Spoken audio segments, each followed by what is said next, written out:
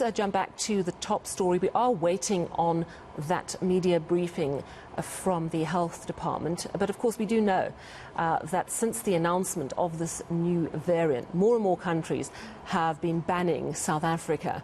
The latest countries to put South Africa on the red list, Singapore and the UAE. But Heidi Giokos has been working this story, and she joins me now. So Heidi, this list is growing. It seems the United Kingdom was the first to move, but many other countries are following suit.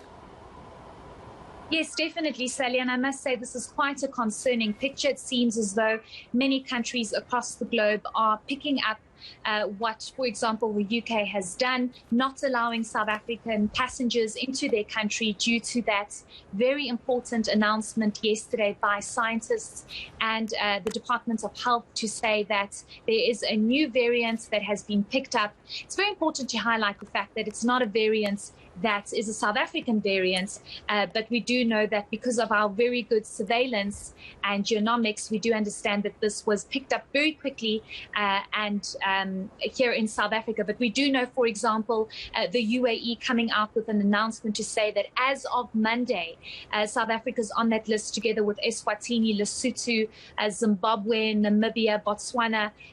Those flights will be suspended as of Monday until further notice. This is going to be a huge concern for many trying to get into Dubai, and we do know that Dubai is a spot where many people transit through. So it's not necessarily to say people going into Dubai, but many transiting. We also know that the European Union is declaring travelers from South Africa. You cannot get into the European Union if you are from South Africa. This is another big problem. Many people trying to get into Europe.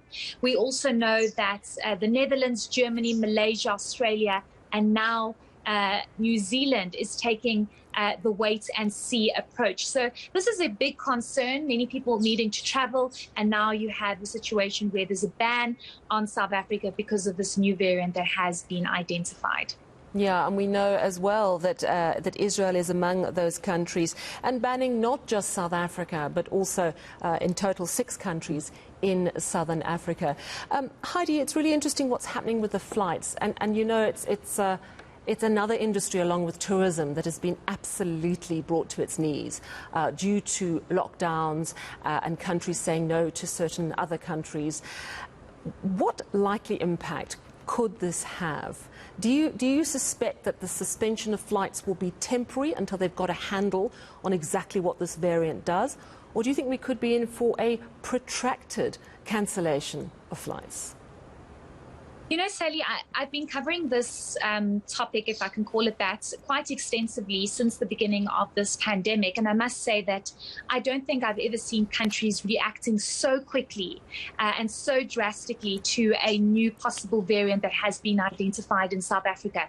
Before, there would be time given, passengers and people would be able to plan properly. And now you have a situation where over 5 countries have announced they will not be letting South Africans into their country. And this is going to cause massive panic and massive devastation, especially for the tourism sector, because now everybody's looking at South Africa and neighboring countries to say, we don't know if we should let our people move in and out of South Africa or let South Africans move in and out of South Africa into our countries because of this new variant and because of how much little information is out about this variant. So the tourism sector is going to suffer immensely. We are moving into what we call our peak season, December, which is our summer season, and we see a lot of tourists coming in. And now with this ban and with this new variant and the panic around this, it's definitely not looking good, and it's a very concerning picture. I do understand that the Department of Health will be briefing at 5:30, and hopefully there will be clarity around this. And yesterday, Sally, I must just add that I was actually approached by the Department of Health to say the media needs to play an important role in people understanding variants and how they work. And this isn't all just made up and suddenly brought to the attention of the public because it's December. And this is what we saw last year as well. But because this is how variants work. Variants mutate.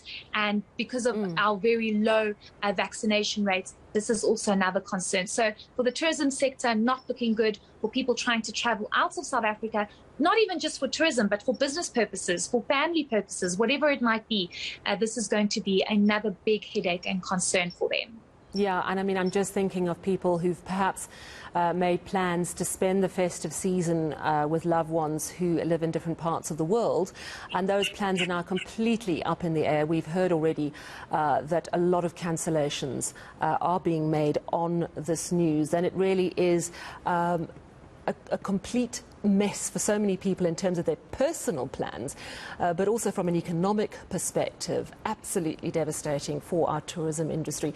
And you know, Heidi, a lot of people are citing parallels, and they're suggesting that the UK, who started with the response, has been very unfair, because there are not many cases of this new variant that have been picked up in South Africa. Even the WHO has lauded South Africa for being so proactive, and immediately we're clamped down on. Whereas if you look at Germany, which I think has also banned us, they had 75,000 new cases just in one day yesterday.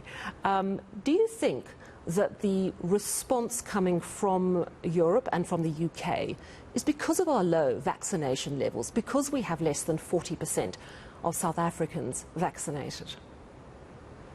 Sally, we don't even have 30% of the adult population fully vaccinated yet. And I must say that this is definitely a red mark against South Africa's name, because many people are looking at South Africa going, why aren't people getting vaccinated? Across the globe, you are seeing vaccination take place. And many would say that if you have a country or a specific area that's unvaccinated, there's a higher chance of variants mutating. But that still doesn't justify, I would say, for the unfair treatment that South Africa has received, especially from the UK. Previously, about, I don't remember how many months ago it was, experts, the tourism sector, our government tried to intervene to try and persuade the UK government to take us off that red list, because our numbers were very low, our vaccination numbers were increasing, yet we were still being treated as though we were a country with a very high infection rate and very low vaccination rates. Yet we were seeing to be recovering in some kind of way. We were vaccinating enough, or we were trying to, and our numbers were reasonably a lot lower than other countries that were off the red list, but South Africa had stayed on the red list. So I definitely think that there are a number of factors at play here, and it also seems quite unfair, I would say, that because South Africa, it's almost like we had a disadvantage because we have such good surveillance and we were able to pick up this new variant. Now we're being discriminated against, yet we should rather be applauded to say, thank goodness you picked up this new variant, while other countries are trying to protect their own citizens, their own economies. It still is slightly unfair, many would say. And, you know, speaking on that personal plan that you were saying, I must just add that I have a situation here where my sister is in the country for 2 weeks or so, and she is now almost stuck because of this ban that we have on the UAE.